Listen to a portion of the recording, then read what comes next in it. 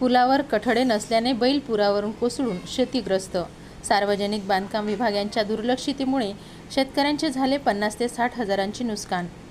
संग्रामपूर तालुक्यातील काकोडा येथील शेतकरी राजू कौलकर हे वरवड बकाल येथील गुरांचा बाजारात जात असताना काथरगाव येथील पांडव नदीच्या पुलावरून बैल खाली कोसळला आणि क्षतिग्रस्त झाला।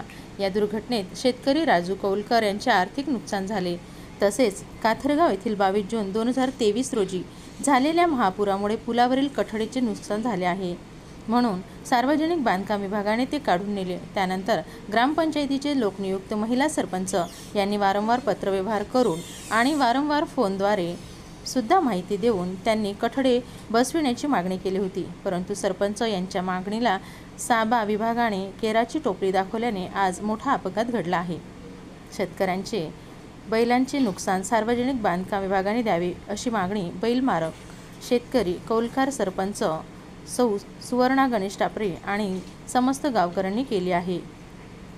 गोपाल इंगळे, द जनता न्यूज, आवाज जनतेचा, संग्रामपूर।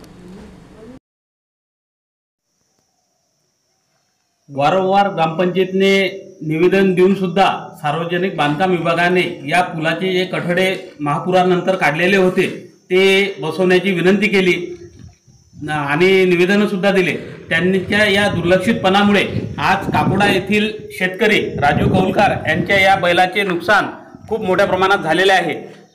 बैल वरवड बकालच्या गुरांच्या बाजारात विकायला नेत असताना काथरगावच्या पुलावरून बैलांचा तोल जाऊन कठडे नसल्यामुळे तोल गेला आणि बैल पुलावरून खाली कोसळला। अत्यंत आता पेरणीचे दिवस जवळ आलेले आहेत आणि अशा परिस्थितीमध्ये शेतकऱ्यांचं खूप मोठ्या प्रमाणात नुकसान झालेलं आहे।